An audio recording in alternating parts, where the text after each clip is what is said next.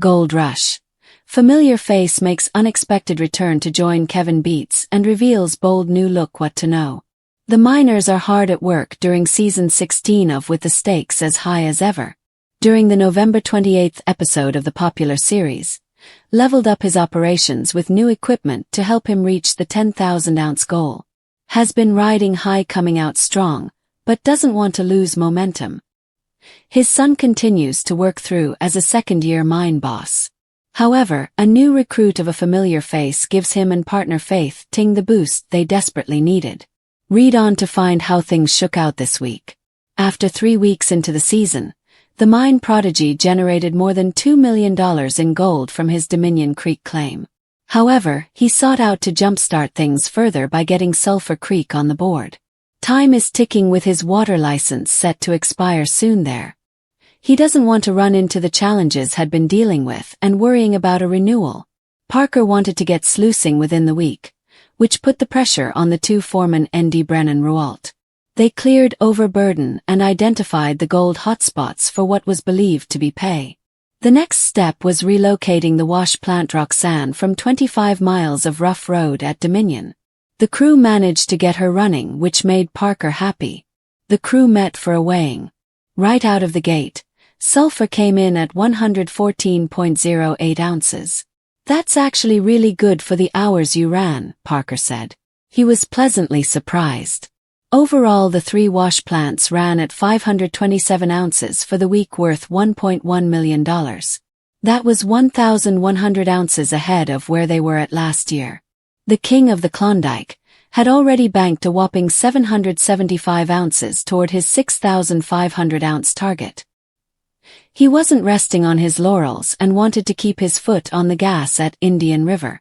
The problem was Cousin Mike had an emergency and needed to fly out to Europe. This meant heavy equipment operator Jacob Moore stepped in as foreman in his absence. The first big task was to take care of the water at the early bird cut. The crew had to expand the cut by 9 acres. Spring water flooded the space and drowned the exposed gold-rich pay.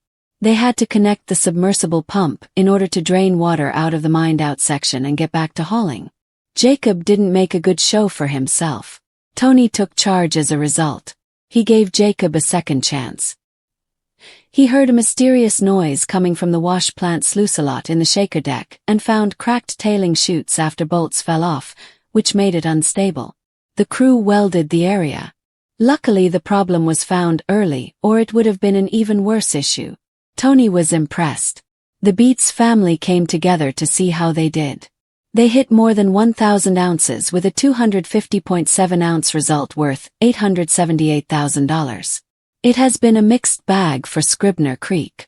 The second-year mine boss had a nice stockpile out of the gate where he sluiced 100 ounces in 2 weeks. However, his crew dwindled after losing Brennan and Caden Foote to Parker. He was also running out of pay and had to open up new ground at the Pyramid Cut. Kevin and Faith had to get some more additions to their team. In an interesting turn of events, Buzz Legault returned. Only this time it wasn't for Rick. During his time away, Buzz mentioned he went on a trip to Mexico and got his teeth fixed. He told Kevin and Faith he wasn't going back to Rick because it was unstable and he needed stability with a baby on the way. Kevin offered him the job of foreman. Faith said they needed a jack of all trades. "This might work," she said. Buzz responded with, "I can be your Buzz of all trades." With an experienced addition, Kevin could focus on making the biggest wash plant move of his career. He had to move it from the links cut down a slope and then up a steep 30-degree incline to its final sluicing location. There was no second $250,000 wash plant, so this had to go well. It was also the first test for Buzz and Kevin's working dynamic.